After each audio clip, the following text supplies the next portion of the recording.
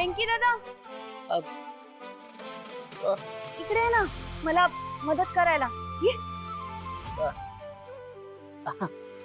अगं जानू, तुला तुला हेल्प हवी आहे का?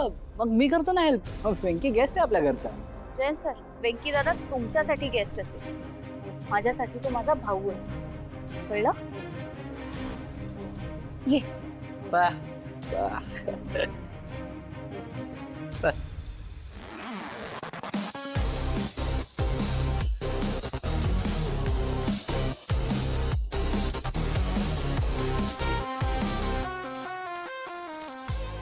हे घे वेंकी दादा. इट्स ओके जानू, मी घेतो. ठीक आहे, घ्या. आह. आह. आह. बाबांना कॉल करून आई कशी आहे हे विचारू. वेंकी दादा नको अरे एवढी काळजी करूस. बाबा आहेत की नाही आई जवळ, आणि डॉक्टरांनी पण सांगितलंय आईला शुद्ध आली की आपल्याला तिला भेटता येईल. मग बाबा मला कळवतील फोन करून. मग आपण जाऊयात हा आईला भेटायला. वेंकी दादा, तुला पण जर का बोलता आलं असतं तर किती बरं झालं असतं ना.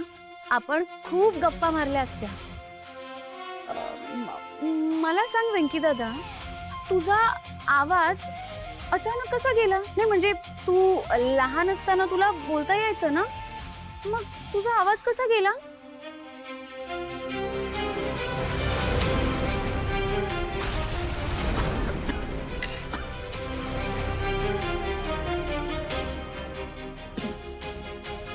सांग ना वेंकी दादा, तुझा आवाज कसा गेला?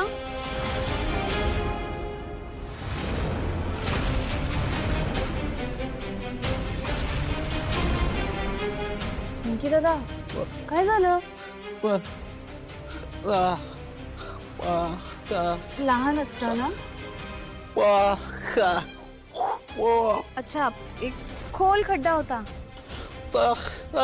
आणि तू त्या खड्ड्याच्या कडेला उभा होतास.